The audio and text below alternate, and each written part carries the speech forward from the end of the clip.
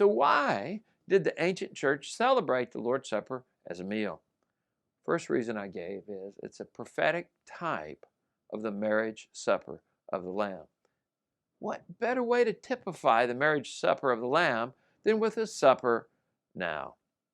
But there's more. Why else did the ancient church celebrate the Lord's Supper as a meal? Well, number two, it was a fantastic time of fellowship and community building. This can be seen in Acts 2:42, a famous verse about how the early church did things. They devoted themselves to the apostles' teaching and the fellowship, to the breaking of bread, that's a reference to the Lord's Supper, and the prayers.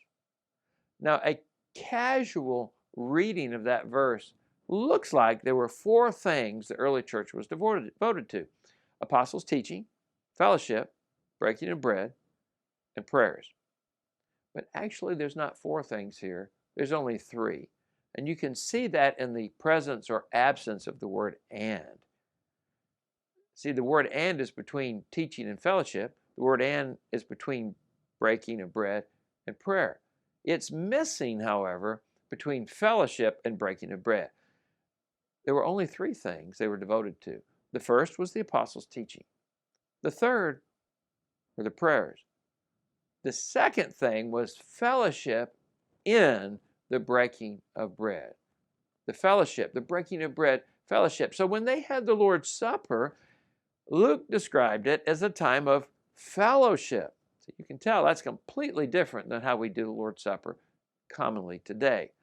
So Jesus designed that the church would be edified through fellowship in the breaking of bread of the Lord's Supper as an actual meal. Luke goes on in verse 46 to say they were breaking bread in their homes. They received their food. See, the Lord's Supper is associated with food, with glad and generous hearts, praising God. So when they did the Lord's Supper in the first century, that was associated with food, gladness, and praising God. It was not a time of morbid introspection. It was not like a funeral. It was like a wedding feast. So why did the ancient church celebrate the Lord's Supper as an actual meal? First reason I gave is a prophetic type of the marriage supper of the Lamb. Second reason I just gave is it is designed, properly done, to be a wonderful time of fellowship and community building through communion.